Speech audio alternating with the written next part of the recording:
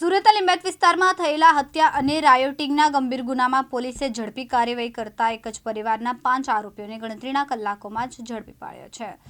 સુરત લિંબાયત વિસ્તારમાં આવેલી નવી કમરુનગર ટેનામેન્ટ ખાતે થયેલી આ ચોંકાવનારી ઘટનામાં એક સામાન્ય તકરાર જીવલેણ ઝઘડામાં ફેરવાઈ ગઈ। માહિતી અનુસાર ફરિયાદી ફરજાના સૈયાદની દીકરીને લઈને પડોશી સાથે થયેલા વિવાદ બાદ બંને પક્ષ વચ્ચે બોલાચાલી થઈ। બાદમાં આરોપીઓ અયાન અને તેના પિતા અમજદ ખાન, માતા જેબુ નિશા તેમજ ભાઈઓ આવેન અને અમન એકઠા થઈને ફરિયાદીના પરિવાર સાથે ઝઘડામાં ઉતર્યા। દરમિયાન ઝઘડો ઉગ્ર બનતા આરોપી આવેશે ચપ્પુ વડે ફરિયાદીના ભાણેજ ઇકબાલ પર હુમલો કર્યો। ત્યારબાદ ફરિયાદીના પતિ ઇરફાન અલી નાસિર અલી સૈયદને લાકડી અને ચપ્પુ વડે ગંભીર ઇજાઓ પહોંચાડવામાં આવી। હુમલામાં ખાલિદ નામના વ્યક્તિને પણ માર મારવામાં આવ્યો। ગંભીર રીતે ઘાયલ ઇરફાન અલીને સારવાર માટે ખસેડવામાં આવ્યા, જ્યાં સારવાર દરમિયાન તેમનું મોત નીપજ્યું હતું। બનાવ અંગે લિંબાયત પોલીસ સ્ટેશનમાં હત્યા અને રાયોટિંગ સહિતની કલમો હેઠળ ગુનો દાખલ કરીને પોલીસે ઝડપી તપાસ હાથ ધરી અને ગણતરીના કલાકોમાં જ 5 આરોપીને ઝડપી પાડવામાં સફળતા મેળવી। હાલ પોલીસે સમગ્ર મામલે વધુ તપાસ શરૂ કરી છે। લિંબાયત પોલીસ સ્ટેશનમાં ગઈકાલે 2020/2026 નંબરથી એક ગુનો રજીસ્ટર્ડ કરવામાં આવેલો, જે ગુનાની ટૂંક વિગત એ રીતની છે કે લિંબાયતમાં કમરુનગર ખાતે A4 ટેનામેન્ટમાં ઇરફાન અને ફરજાના જે હસબન્ડ વાઇફ છે એ એમના ફેમિલી સાથે રહેતા હોય છે, જેમને એક દીકરો અને દીકરી છે। અને નજીકમાં અમજદ અને એમના વાઇફ જેબુનિયા અને એમના 3 દીકરા સાથે રહેતા હોય છે। તો અમજદ અને જેબુનિયામાં જે છે એમને એક દીકરો હોય છે, એ ઇરફાનભાઈની જે દીકરી હોય છે એમને સીટી મારે છે, અને જેથી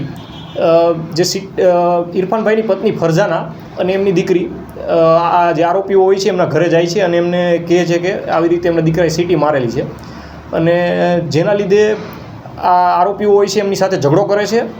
ત્યારબાદ સાંજના 8:30 વાગે આજુબાજુ આરોપીઓ 5 આરોપીઓ એટલે કે હસબન્ડ, એમના વાઇફ અને એમના 2 દીકરા અને જે ત્રીજો છે એ કાયદાના સંઘર્ષમાં આવેલ બાળકિશોર, એ ત્રણેય ઇરફાનભાઈ અને ફરજાનાની એમની ઘરે જાય છે અને ત્યાં જઈને એમને ધમકાવે છે।